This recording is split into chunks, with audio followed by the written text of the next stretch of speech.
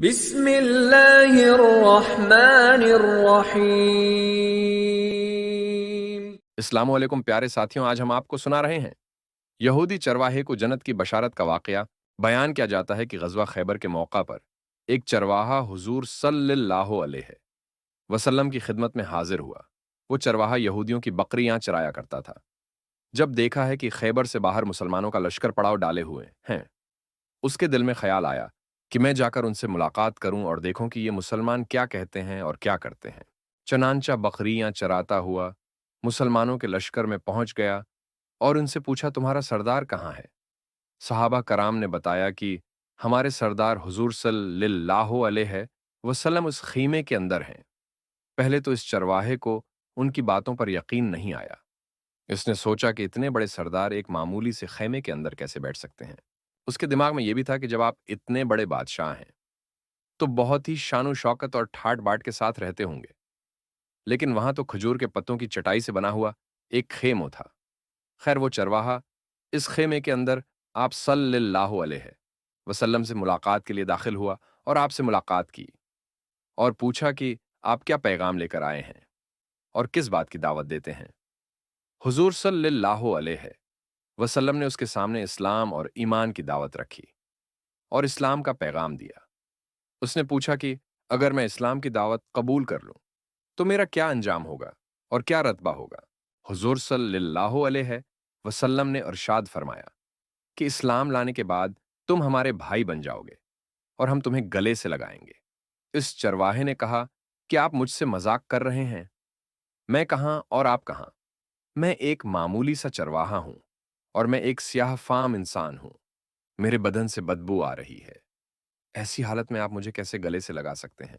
حضور صلی اللہ علیہ وسلم نے فرمایا کہ ہم تمہیں ضرور گلے سے لگائیں گے اور تمہارے جسم کی سیاہی کو اللہ تعالیٰ مٹا دے گا، اور اللہ تعالیٰ تمہارے جسم سے اٹھنے والی بدبو کو خوشبو سے تبدیل کر دیں گے۔ یہ بات سن کر وہ فوراً مسلمان ہو گیا اور کلمہ شہادت پڑھ لیا۔ پھر حضور صلی اللہ علیہ وسلم سے پوچھا کہ یا رسول اللہ صلی اللہ علیہ وسلم میں کیا کروں؟ آپ صلی اللہ علیہ وسلم فرمایا کہ تم ایسے وقت پر ایمان لائے ہو کہ نہ تو اس وقت کسی نماز کا وقت ہے کہ تم سے نماز پڑھواؤں اور نہ ہی روزے کا زمانہ ہے کہ تم سے روزہ رکھواؤں۔ زکوٰۃ تم پر فرض نہیں ہے۔ اس وقت تو صرف ایک ہی عبادت ہو رہی ہے جو تلواروں کی چھاؤں میں انجام دی جاتی ہے، وہ ہے جہاد فی سبیل اللہ۔ اس چرواہے نے کہا، یا رسول اللہ صلی اللہ علیہ وسلم میں اس جہاد میں شامل ہو جاتا ہوں، لیکن جو شخص جہاد میں ہوتا ہے اس کے لیے دو میں سے ایک صورت ہوتی ہے، یا غازی یا شہید۔ تو اگر میں اس جہاد میں شہید ہو جاؤں تو آپ میری کوئی ضمانت لیجئے۔ حضور صلی اللہ علیہ وسلم نے فرمایا کہ میں اس بات کی ضمانت لیتا ہوں کہ اگر تم اس جہاد میں شہید ہو گئے تو اللہ تعالیٰ تمہیں جنت میں پہنچا دیں گے اور تمہارے جسم کی بدبو کو خوشبو سے تبدیل فرما دیں گے اور تمہارے چہرے کی سیاہی کو سفیدی میں تبدیل کر دیں گے۔ چونکہ وہ چرواہا یہودیوں کی بکریاں چراتا ہوا وہاں پہنچا تھا، اسی لیے حضور صلی اللہ علیہ وسلم نے فرمایا کہ تم یہودیوں کی جو بکریاں لے کر آئے ہو ان کو جا کر واپس کرو، اس لیے کہ یہ بکریاں تمہارے پاس امانت ہیں۔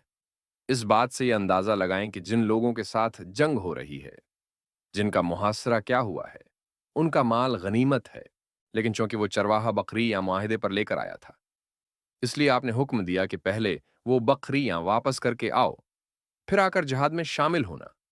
چنانچہ اس چرواہے نے جا کر بکریاں واپس کیں اور واپس آ کر جہاد میں شامل ہوا اور شہید ہو گیا۔ جب جنگ ختم ہو گئی تو حضور صلی اللہ علیہ وسلم لشکر کا جائزہ لینے لگے۔ ایک جگہ آپ نے دیکھا کہ صحابہ کرام کا مجمع اکٹھا ہے۔ جب آپ قریب پہنچے تو ان سے پوچھا کہ کیا بات ہے؟ صحابہ کرام نے فرمایا، جو لوگ جنگ میں شہید ہو گئے ہیں ان میں سے ایک آدمی ایسا بھی ہے کہ جس کو ہم سے کوئی نہیں پہچانتا۔ آپ صلی اللہ علیہ وسلم نے فرمایا کہ مجھے دکھاؤ۔ جب آپ نے دیکھا تو آپ نے فرمایا، تم اس شخص کو نہیں پہچانتے، مگر میں اس شخص کو پہچانتا ہوں۔